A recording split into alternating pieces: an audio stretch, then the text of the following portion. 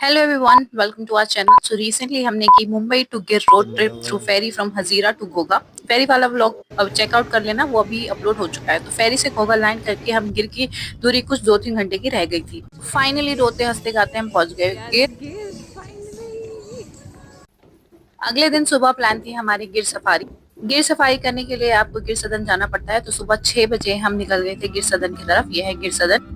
सुबह गिर सदन पहुंचने के बाद हमें दिखानी थी अपना ई परमिट, जो हमने इस वेबसाइट से यहाँ से निकाला था। यहाँ पे आप ऑनलाइन ई परमिट बुक करते हो और अपनी सारी डिटेल्स आपको यहाँ पे भरनी होती है। कितने अडल्ट हैं आपके साथ, कितने बच्चे हैं। बच्चे 1 ईयर बिलो अलाउड है। हमारा बेबी 11 मंथ्स का था। हम उसको लेके टिकट बुक करोगे, वहाँ पे एक टाइम टेबल भी आएगा कि विंटर में कब से कब तक खुली होती है, समर में कब से कब तक खुली होती है। उसके टाइमिंग्स भी अवेलेबल होते हैं। 3 स्लॉट होते हैं आपकी सफारी के, सुबह, दोपहर और शाम।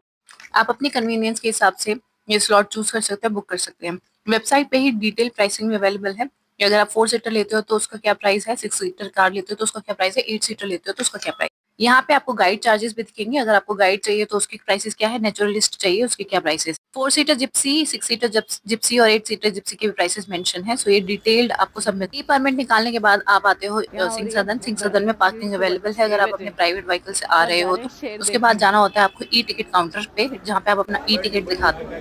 टिकट काउंटर पे अपना ई परमिट दिखाने के बाद आपको आपका कार और आपका गाइड अलॉट किया जाता है। हमारी 4 सीटर गाड़ी थी, जो कि कुछ इस तरीके से दिखती है। Very comfortable and very beautiful vehicle. जैसे ही आपको आपका गाइड और ड्राइवर अलॉट होगा, आपकी सफारी शुरू हो जाती है। सिंह सदन से कुछ 1-2 किलोमीटर दूर आपकी मेन सफारी शुरू होती है। गिर में जाने के लिए आपके पास 2 दरवाजे हैं, तो 2 नाकाबंदी आप पार करते हो और गिर के मेन कोर एरिया में आप पहुंच जाते हो। हम लोगों ने चूज़ किया था मॉर्निंग स्लॉट, जो सुबह 6 बजे से और 9 बजे तक होता है। It is consider the best for spotting.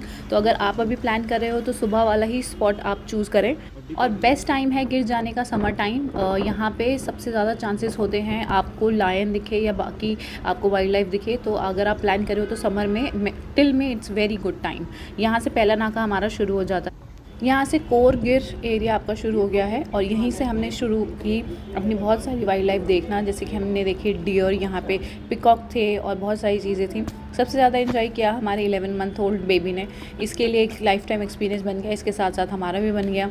और यहाँ पे we are very excited. We are in Gir, finally गिर पहुँच गए, लेकिन हमें अभी तक शेर ही नहीं दिखा, है ना। Spotted one. 2 घंटे बीत चुके थे और हमें लगा था शायद हमें शेर नहीं दिखेगा। One in my arms, it's a little कब, नो प्रॉब्लम।